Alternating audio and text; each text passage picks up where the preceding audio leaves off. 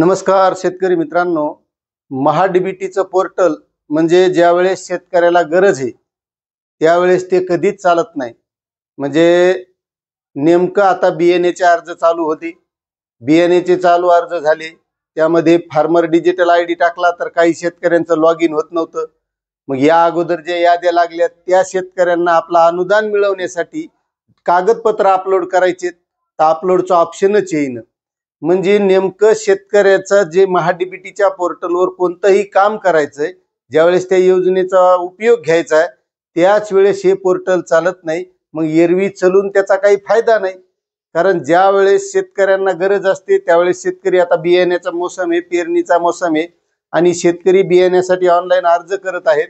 मात्र त्यामध्ये अडचणी अशा येत आहेत की ऑनलाईन अर्ज केला की पैसे सबमिट होत नाहीत।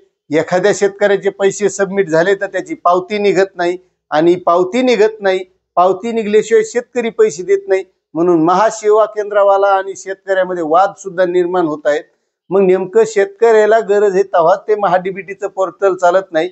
एरवी तर आतापर्यंत त्याच्यावरचे अनुदान शेतकऱ्यांना मिळत नव्हती, ठिबकचं सिंचन अनुदान मिळणं, स्प्रिंकलरचं अनुदान मिळालं नाही, त्यामुळे शेतकरी अगोदरच परेशान।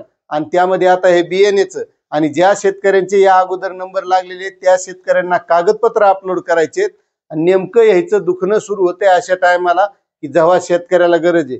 मग शेतकऱ्यांना आता ते बियाणे पेरणी करायची का त्या महाडीबीटीवर ऑनलाईन अर्ज करायचा, का आवतं पाळ्या हाणायच्या, मोगडायचे, काय करायचे, हे कामं सोडून आता शेतकऱ्याला रिकामे कामं म्हणजे ते महाडीबीटी साठी त्या महासेवा केंद्रावर 4-4 घंटे बसावं लागले, अशी ही शासनाची सेवा आहे। मग कसं शेतकऱ्यांचं भलं होणार? कारण नेमकं शेतकऱ्याची जेव्हा गरज आहे तेव्हा शेतकऱ्यांच्या पुढे ह्या अडचणी उभ्या राहतात, आणि या महाडीबीटीला अशाच वेळी हे गळती लागती की शेतकऱ्याचं तिथं काम होत नाही। म्हणूनच शेतकरी खरा परेशान आहे, कारण जी शासनाची व्यवस्था आहे तीच नीट नसल्यावर शेतकरी कसा व्यवस्थित राहणार? शासनानं शेतकऱ्याला कर्जमाफीचं आश्वासन दिलं, कर्जमाफी दिली नाही, त्यामुळे शेतकऱ्यांना पीक कर्ज मिळणं, बँकेत चक्रा मारतात शेतकरी, तर बँकेचा अधिकारी म्हणतो की पहिलं कर्ज भरलं नाही पुन्हा भेटणार नाही। एखाद्याला पुनर्गठन करायचं असेल तर त्याला भली कागदाची यादी, म्हणजे ते कागद गोळा करण्यात त्याचे जाते 2 महिने। मग पेरणीच्या टायमाला त्याला खतं बियाणं जे घ्यायचंय ते ह्या टायमाला घेता येत नाही, मग 2 महिन्याने ते पैसे येऊन याला काढावं लागतात व्याजानं। मग व्याजानं व्याज लागत राहतंय आणि ते पैसे भेटते 2 महिन्यानं। मग हे 2 महिन्यानं भेटणारे पैसे काय कामाचे?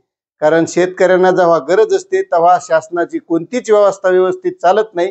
त्यामुळे या व्यवस्थेला शासनानं लवकरात लवकर नीट करावं। एक तर तुम्ही सरकार बनून शेतकऱ्याच्या तेवढंसं पाठीमागं उभं राहत नाहीत, मात्र ज्या तुमच्या व्यवस्था निर्माण केलेल्या त्या व्यवस्था तरी नीट चालवा, एवढीच विनंती करतो आणि थांबतो। धन्यवाद।